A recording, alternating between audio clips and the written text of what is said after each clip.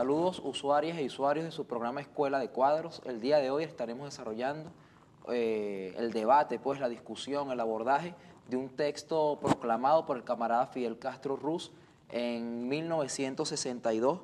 Para eso, bueno, estaremos aquí la compañera Cira Pascual, mi persona Carlos Rodríguez y el compañero que nos va a estar guiando, pues, y tutoreando, podríamos decirlo así, en el abordaje de este interesantísimo texto es el compañero Luis Suárez Salazar, escritor, historiador cubano, que ya ha trabajado con nosotros algunos textos fundamentales como el socialismo y el hombre en Cuba, y además fue participante del Encuentro Internacional de Escuela de Cuadros que desarrollamos en las instalaciones de Katia TV, y bueno, allí se planteó la importancia de trabajar el ideario del camarada Fidel Castro. Entonces, bueno, sin más le damos el derecho de palabra al compañero para que un poco nos plantee pues, el contexto en el cual se desarrolla la declaración, por qué es la segunda declaración de La Habana y cuáles son los elementos fundamentales sobre los cuales vamos a ir desarrollando nosotros nuestro debate pues, en este momento. Bueno, muchas gracias a Escuela de Cuadros, otra vez por invitarme a compartir con ustedes algunas reflexiones alrededor de estos temas. Realmente yo espero y aspiro que este libro en algún momento se empiece a distribuir acá en Venezuela. Se llama Latinoamericanismo versus Imperialismo en el pensamiento de Fidel Castro. O sea, mi contribución a este libro fue ordenar, seleccionar materiales, anotar, explicar los contextos en que se fueron produciendo los diferentes discursos, diferentes llamamientos, incluso hasta las reflexiones, algunas reflexiones últimas de Fidel Castro. Y por lo tanto, aunque el texto que hoy vamos a abordar no es propiamente un texto escrito solo por Fidel Castro, ¿no? Pero es un texto que viene de una evolución histórica. Efectivamente, la segunda declaración de La Habana, para ser más preciso, lo que pasa a la historia como la segunda declaración de La Habana, es un documento que en un discurso que pronuncia el 2 de febrero de 1962, Fidel Castro, en su condición de líder de la Revolución Cubana, en su condición en aquel momento de primer ministro del gobierno revolucionario, le propone al pueblo cubano que asuma esta declaración, que la apruebe, que la discuta, que la analice. Y en el momento en que hace la proposición es preciso en decir la dirección de las organizaciones revolucionarias integradas, que todavía era, como se llamaba, la vanguardia colectiva del pueblo cubano, y el gobierno revolucionario le proponen al pueblo de Cuba esta declaración. O sea, que suscriban esa declaración, que aprueben esa declaración.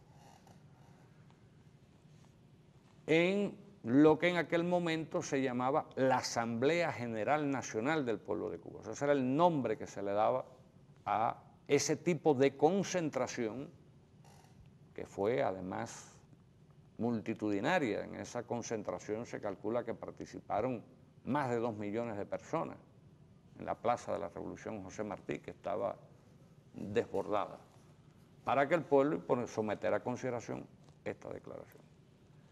Después voy a hablar de la declaración y su contexto, pero para responder tu pregunta con relación a por qué segunda declaración y no primera, es porque ya en septiembre de 1960 se había aprobado la primera declaración de La Habana, exactamente siguiendo el mismo procedimiento. Una Asamblea General Nacional del Pueblo de Cuba convocada en la Plaza de la Revolución, donde Fidel Castro le proponía en nombre del gobierno revolucionario al pueblo de Cuba que emitiera una declaración de respuesta, en el caso de la de 1960, a la primera resolución anticubana que aprueba la Organización de Estados Americanos en su conferencia de San José de Costa Rica.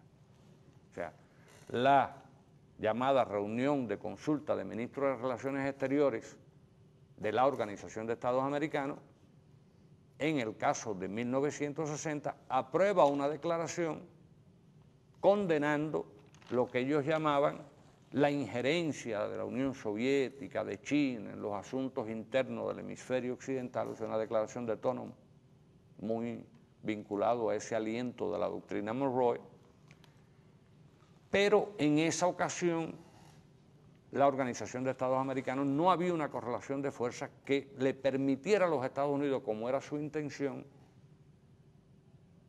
hacerle una condena directa al gobierno revolucionario cubano. O sea, la declaración es un poco más referido a terceros que a Cuba y, por supuesto, diciéndole al gobierno de Cuba que tiene que acudir a los organismos interamericanos y no a actores extrarregionales. Entonces ahí viene la primera respuesta, que es la primera declaración de La Habana. Esa declaración también está incluida en este libro, porque yo digo y afirmo en algunos de los trabajos que he escrito sobre el tema, ya en la primera declaración de La Habana se incluyen temas que después vamos a ver otra vez en la segunda declaración de La Habana. O sea, ya la primera declaración de La Habana ya es un llamamiento a la lucha, ya es una condena a la política norteamericana, ya es un reconocimiento de que la lucha que se está librando en Cuba es una lucha que trasciende las fronteras nacionales cubanas, es una lucha de los pueblos latinoamericanos. Ahí en esa primera declaración se proclama, por ejemplo, el deber y el derecho a la rebelión de los pueblos, ya está declarada, frente a la política explotadora, imperialista, ya se hace esa declaración. Ya en ciertos párrafos de la primera declaración de La Habana se preanuncia el proyecto socialista de la revolución, cuando se condena la explotación del hombre por el hombre, de los pueblos subdesarrollados por los pueblos, por las potencias imperialistas. O sea, la primera declaración de La Habana avanza temas que luego se van a retomar en la segunda declaración de La Habana y se van a desarrollar. En el caso, perdóname, Cira, en el caso de la segunda declaración de La Habana el contexto es parecido. O sea, una nueva reunión de ministros de Relaciones Exteriores de la OEA, de consulta, que en este caso se desarrolla en Punta del Este, Uruguay, donde después de mucho esfuerzo, el gobierno norteamericano logra una resolución expulsando a Cuba de la Organización de Estados Americanos y expulsando a Cuba de los mecanismos de la Junta Interamericana de Defensa, que es otro de los órganos, el órgano político-militar de la Organización de Estados Americanos, y ya planteando sanciones con relación a ventas de armas, con relación a eso. Entonces, frente a esa otra declaración de la reunión de consulta de ministros de Relaciones Exteriores, surge la segunda declaración de La Habana, que por supuesto es una declaración que, como podemos ver después, tiene mucha más profundidad teórica, tiene un campo de análisis diferente, mucho más amplio, tanto que algunos analistas, entre los que me incluyo, a veces decimos que fue el manifiesto comunista de la Revolución Latinoamericana. Un aspecto importante del texto es que, bueno, está, por supuesto, vinculado en términos históricos y es una respuesta, es un manifiesto, como usted dice, pero también es una respuesta a un contexto histórico concreto y los interlocutores, al contrario que los interlocutores en Punta del Este, donde se están reuniendo los cancilleres, el interlocutor del texto es el pueblo cubano, pero también el pueblo latinoamericano. Los pueblos. Los pueblos latinoamericanos. Los pueblos, porque también hay un aliento tercermundista en la declaración. O sea, la declaración prácticamente inicia con un enunciado. Los problemas de Cuba son los problemas de América Latina, la historia de Cuba y la historia de América Latina es la historia de Asia, África, o sea, es la historia del mundo subdesarrollado. Por eso tiene un aliento ya que trasciende propiamente la situación cubana, aunque obviamente la mayor parte de todo su análisis está colocado sobre el escenario latinoamericano, pero hace toda una reconstrucción histórica de la historia del mundo desde el reconocimiento de que los problemas que tiene el mundo subdesarrollado, Asia, África, América Latina, son los problemas generados por la explotación imperialista, por el saqueo, obviamente en el caso de América Latina, desde la remembranza de la colonización, la conquista española, el mal llamado descubrimiento, o sea, todo un recorrido histórico, ¿no? Entonces, podríamos decir que desde esta perspectiva de tomar o de asumir una posición moral revolucionaria y relacionada con las luchas de todos los pueblos, a su vez que reivindicando la historia propia del pueblo cubano, hay un internacionalismo indudablemente con carácter de clase, que sería uno de los hilos fundamentales, o quizás el hilo fundamental, la columna vertebral del texto. Mira, yo quisiera, y de eso podemos hablar con un poquito de más calma después, o sea, sin duda, la segunda declaración de La Habana es un texto construido desde la cultura marxista. O sea, es un texto que se construye desde la cultura marxista, pero se construye desde un marxismo que trata y que recupera todas las raíces de la historia latinoamericana misma y todas las raíces de la historia de otros pueblos del mundo. Y eso, de alguna forma, podríamos decir que es la búsqueda de un marxismo latinoamericano. O sea, otro tipo de marxismo diferente al marxismo, a las lecturas de la historia o de la realidad del continente latinoamericano que se hacían desde otras interpretaciones del marxismo, tan válidas como el marxismo latinoamericano. Pero en este caso lo que se trata de recuperar, lo que se trata de acentuar es una interpretación propia, construida desde América Latina, bueno, construida desde Cuba, Cuba como parte de América Latina, Cuba y América Latina como parte del tercer mundo, mirando la historia y mirando la realidad del mundo y mirando la perspectiva del mundo. Por eso es una pieza fundacional, pienso yo, de eso que podríamos llamar marxismo latinoamericano, colectiva además, ¿no? Como fue el Manifiesto Comunista en su época. Sí, bueno, ciertamente el texto tiene elementos fundamentales, bueno, que hacen como evidencian pues el conjunto de contradicciones de la época, pues, y que incluso están vigentes actualmente por el tema del imperialismo. Pero un elemento fundamental que creo yo que está aquí en lo que es la segunda declaración de La Habana es el testimonio de Cuba frente a que cuando ellos alzan la voz, ellos sabían que eso no iba a tener eco en los cancilleres, pues, de los gobiernos lacayos o tradicionales, pero que ellos esperaban que en la respuesta fundamentalmente estuvieran los pueblos organizados, de los cuales ellos estaban totalmente seguros que vendría una respuesta contundente. No sé qué impresión tiene allí. Totalmente de acuerdo con lo que estás diciendo. O sea, el interlocutor es el pueblo, es una declaración dirigida a los pueblos, no dirigida a los gobiernos, y mucho menos a los gobiernos que habían, en un acto de entreguismo total, respaldado la expulsión de Cuba de la OEA. Entreguismo y hasta algunos gobiernos como el de Haití que vendieron literalmente su voto. O sea, ¿cuánto me das a Estados Unidos? ¿Cuántos millones me das porque yo vote esta resolución? Porque ellos no lograban llegar a los 2/3 necesarios para poder producir la declaración, y solo así compraron al gobierno de Haití, compraron al gobierno uruguayo de la época. Literal, están los documentos históricos que los demuestran y los testimonios. Pero el interlocutor es el pueblo. Pero fíjate, y eso tiene que ver con lo que preguntaba Cira hace un instante, el interlocutor son los pueblos, no son los proletarios. No es la clase obrera, sin que esté excluida. Por eso es una mirada mucho más amplia del sujeto social de la revolución latinoamericana.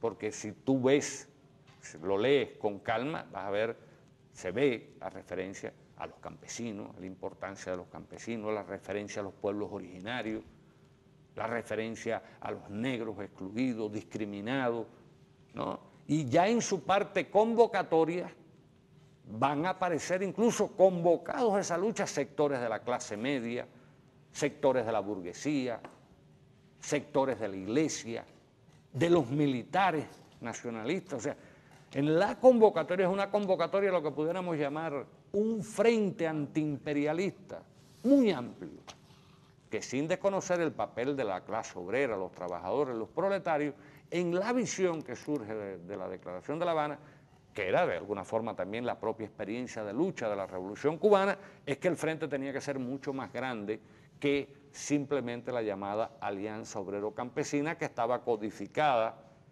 en el marxismo. En el marxismo, vamos a decir, pre-revolución cubana. Entonces, hay otro análisis de cuál es el sujeto del cambio y a quién tiene que dirigirse el llamamiento, y por lo tanto el llamamiento es a los pueblos. Fíjese, yo tenía una pregunta o quizás dos preguntas. Por una parte, en cuanto al desarrollo de un marxismo propio, un marxismo latinoamericano. Allí en el texto se plasma claramente un rechazo, algunos postulados que en nuestro contexto pues ya no, que la revolución cubana digamos se desarrolla en su propio contexto, en su contexto latinoamericano, y hay un rechazo implícito a la coexistencia pacífica. Por un lado, eso que me parece como una línea fundamental en el desarrollo del pensamiento crítico, del pensamiento marxista latinoamericano. Y luego, por otro lado, también una pregunta para profundizar un poquito sobre el tema del sujeto, que es el tema de la perspectiva más amplia en cuanto al análisis del sujeto de la revolución. Por un lado, sí se hace énfasis en la importancia de los campesinos de la vanguardia obrera, pero también hay una reflexión sobre una pluralidad amplia y radical en relación a los indígenas. Se menciona incluso los yucpas, que es interesante para nosotros aquí en Venezuela, los negros, las mujeres, etc. Y también eso me parece que está vinculado con lo que en aquel momento era un desarrollo propio latinoamericano y muy importante, que es la teoría de la dependencia, que también comprende el sujeto de una forma más amplia a partir de un análisis concreto de nuestra realidad concreta. No sé si pudiese tocar... Bueno, lo primero que voy a decirte es que la llamada teoría de la dependencia surge muchísimo después que la Declaración de La Habana. O sea, si algo podríamos decir, habríamos que hacer un orden genético, es que la Declaración de La Habana, de alguna forma, es un llamado también a una intelectualidad de América Latina a mirar de una manera distinta la historia del continente y las relaciones del continente. ¿Por qué? La teoría de la dependencia, en tanto teoría, surge como elemento crítico de todo el pensamiento de CEPAL. Y en la Declaración de La Habana uno ve que se retoman muchos enunciados de la CEPAL primaria de aquella época. La dependencia propiamente como teoría se va a empezar a estructurar en la década del 70, o sea, una década después de esto. Por lo tanto, tal vez habría que decir que quien bebe los dependentistas revolucionarios, los dependentistas, porque había muchas escuelas dentro de la dependencia, beben de la Declaración de La Habana, beben también de todo el pensamiento social que se va a producir después, o sea, se nutren de ese tema. En cuanto al tema del sujeto, yo ahorita dije muy rápidamente que tenía que ver con la propia experiencia de lucha de la Revolución Cubana. O sea, cuando vamos a ver el concepto pueblo como tal, es el concepto que utiliza Fidel Castro en la historia de Max Olverá, ¿correcto? Cuando él hace la definición en las condiciones cubanas de su concepto pueblo, ¿no? Y ahí estaban desde los desempleados, las mujeres, los campesinos sin vivir, sin techo, los sin casa, como diríamos en el lenguaje de hoy, los sin tierra. O sea, era un sujeto popular mucho más grande que Fidel define en la historia de Max Olverá. Estamos hablando del documento con que él organiza su autodefensa en el juicio del Moncada. Ya ese concepto está presente. Y ese es el concepto que guía la Revolución Cubana. O sea, la convocatoria siempre fue al pueblo cubano. La convocatoria fue ese sujeto heterogéneo, variado, pero que tenía como condición común que eran los explotados, que eran los discriminados, ¿no? Que eran los que defendían la patria frente a la condición neocolonial, frente a que estaba colocada por parte de Estados Unidos, frente a la dictadura de Batista, o sea, en una lucha por la democracia. Y eso resuena un poco en esta Declaración de La Habana, que repito, fue una declaración colectiva, pero sin duda ahí podemos descubrir la inspiración de Fidel, del Che, de otros compañeros de la Dirección Revolucionaria Cubana con más cultura marxista. Ahora, en torno al tema de coexistencia pacífica, eso es una discusión muy larga, y yo creo que ya efectivamente cuando se produce la segunda Declaración de La Habana ya se había exacerbado las contradicciones chino-soviéticas de la Conferencia de Partidos de 1960, donde este tema de la coexistencia pacífica fue uno de los llamados elementos filosofales de la división chino-soviética. Yo creo que había muchas más cosas, la vida nos lo demostró, pero no vamos a detenernos en eso. Ahora, aquí yo creo que más que un pronunciamiento en torno al tema de la coexistencia pacífica en la Declaración de La Habana, lo que hay es una definición con relación al tema de las formas de lucha, que son cosas parecidas pero son distintas. Porque la Revolución cubana, el gobierno cubano, apoyó la coexistencia pacífica como concepto de las relaciones internacionales contemporáneas. Pero respecto a otras miradas de la coexistencia pacífica, decía, uno, que la coexistencia pacífica tenía que ser universal, no podía ser solo entre las grandes potencias. Y dos, que la coexistencia pacífica no tenía nada que ver con la lucha de los pueblos por su independencia. O sea, una cosa es la coexistencia pacífica como concepto de las relaciones internacionales, como la coexistencia pacífica entre estados de diferentes regímenes sociales, y otra cosa es que ese concepto se tuviese o se quisiese llevar a las luchas entre las clases, entre los oprimidos, los explotados, etc. Y en la Declaración de La Habana, en esta segunda Declaración de La Habana, este tema de las formas de lucha sí es abordado, junto con otro tema de enorme importancia en la discusión, que era el papel de lo subjetivo y lo objetivo en el desarrollo de la lucha revolucionaria, porque es un párrafo que hilvana las dos cosas. Yo me voy a permitir leerlo porque me parece, ¿no?, que puede dar mucho para los que están recibiendo esta escuela adecuada. La segunda Declaración de La Habana dice, textual, cito, las condiciones subjetivas de cada país, es decir, el factor conciencia, organización, dirección, pueden acelerar o retrasar la revolución según su mayor o menor grado de desarrollo.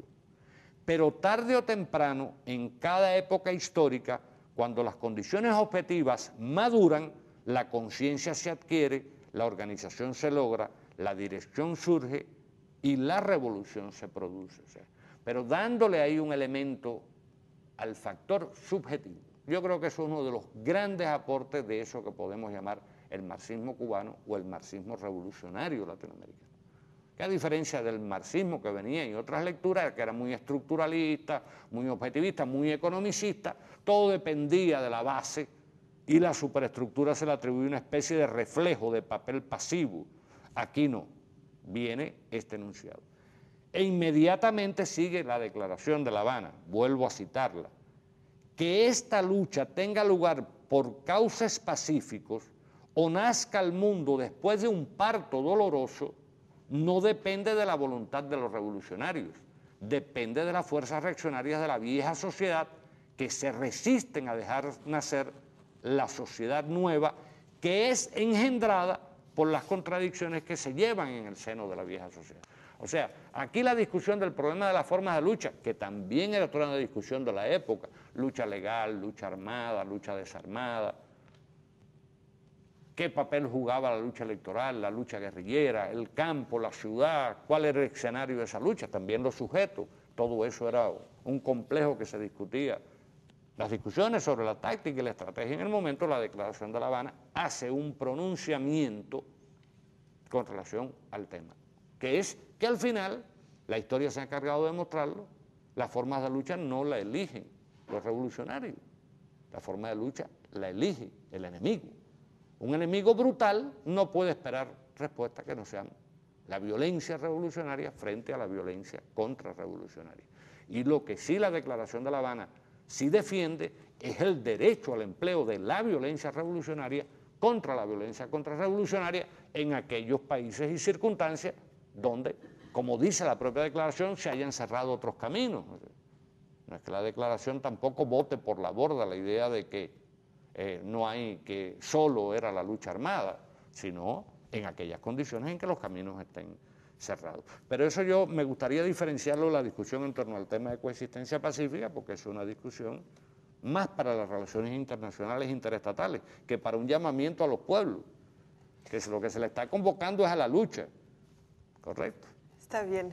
Bueno, profesor, gracias. Vamos a un corte. Estamos en Escuela de Cuadros. Estamos estudiando con Luis Suárez Salazar la segunda declaración de La Habana. Ya volvemos con Escuela de Cuadros.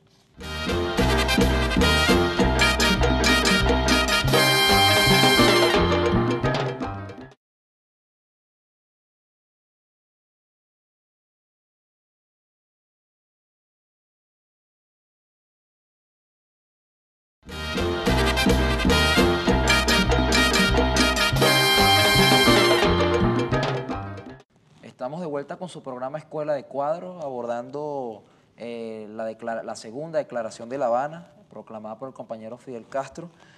Con respecto a esto, profesor, me parece interesante abordar un elemento que plantean aquí, ¿no? Y leo lo siguiente.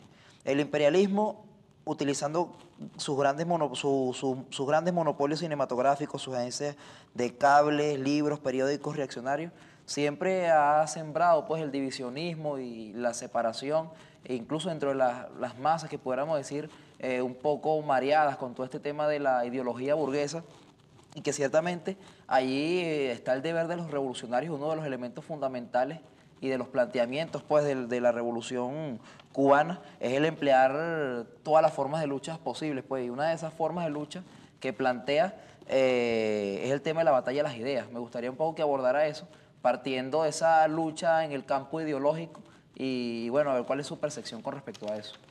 Materiales, anotar, explicar los contextos en que se fueron produciendo los diferentes discursos, diferentes llamamientos, incluso hasta las reflexiones, algunas reflexiones últimas de Fidel Castro.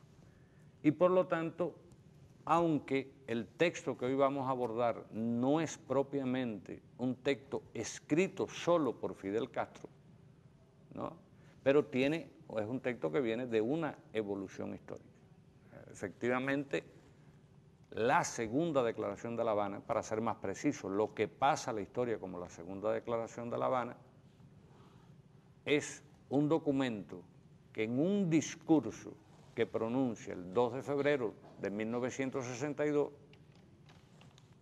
Fidel Castro, en su condición de líder de la Revolución Cubana, en su condición en aquel momento de primer ministro del gobierno revolucionario, le propone al pueblo cubano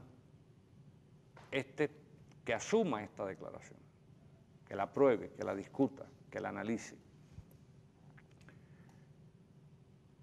Y en el momento en que hace la proposición es preciso en decir la dirección de las organizaciones revolucionarias integradas, que todavía era como se llamaba la vanguardia colectiva del pueblo cubano, y el gobierno revolucionario le proponen al pueblo de Cuba esta declaración. O sea, que suscriban esa declaración, que aprueben esa declaración. En lo que en aquel momento se llamaba la Asamblea General Nacional del Pueblo de Cuba. O sea, ese era el nombre que se le daba a ese tipo de concentración, que fue además multitudinaria. En esa concentración se calcula que participaron más de 2 millones de personas en la Plaza de la Revolución José Martí, que estaba desbordada, para que el pueblo...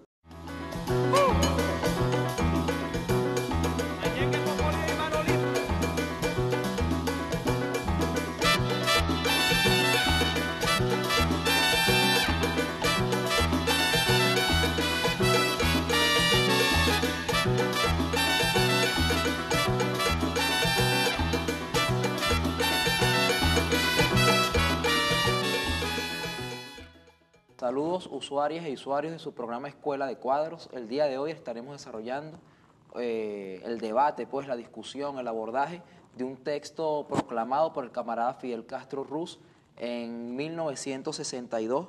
Para eso, bueno, estaremos aquí la compañera Cira Pascual, mi persona Carlos Rodríguez y el compañero que nos va a estar guiando, pues, y tutoreando, pudiéramos decirlo así, en el abordaje de este interesantísimo texto, es el compañero Luis Suárez Salazar, escritor, historiador cubano, que ya ha trabajado con nosotros algunos textos fundamentales. Por someter a consideración esta declaración. Después voy a hablar de la declaración y su contexto, pero para responder tu pregunta con relación a por qué segunda, declaración y no primera es porque ya en septiembre de 1960 se había aprobado la primera declaración de La Habana, exactamente siguiendo el mismo procedimiento. Una Asamblea General Nacional del Pueblo de Cuba convocada en la Plaza de la Revolución, donde Fidel Castro le proponía en nombre del gobierno revolucionario al pueblo de Cuba que emitiera una declaración de respuesta, en el caso de la de 1960, a la primera resolución anticubana que aprueba la Organización de Estados Americanos en su conferencia de San José de Costa Rica. O sea, la llamada reunión de consulta de ministros de Relaciones Exteriores de la Organización de Estados Americanos, en el caso tales como el socialismo y el hombre en Cuba, y además fue participante del Encuentro Internacional de Escuela de Cuadros que desarrollamos en las instalaciones de Katia TV, y bueno, allí se planteó la importancia de trabajar el ideario del camarada Fidel Castro. Entonces, bueno, sin más le damos el derecho de palabra al compañero para que un poco nos plantee pues, el contexto en el cual se desarrolla la declaración, porque es la segunda declaración de La Habana y cuáles son los elementos fundamentales sobre los cuales vamos a ir desarrollando nosotros nuestra debate pues en este momento. Bueno, muchas gracias a Escuela de Cuadros, otra vez por invitarme a compartir con ustedes algunas reflexiones alrededor de estos temas. Realmente yo espero y aspiro que este libro en algún momento se empiece a distribuir acá en Venezuela. Se llama Latinoamericanismo versus Imperialismo en el pensamiento de Fidel Castro. O sea, mi contribución a este libro fue ordenar, seleccionar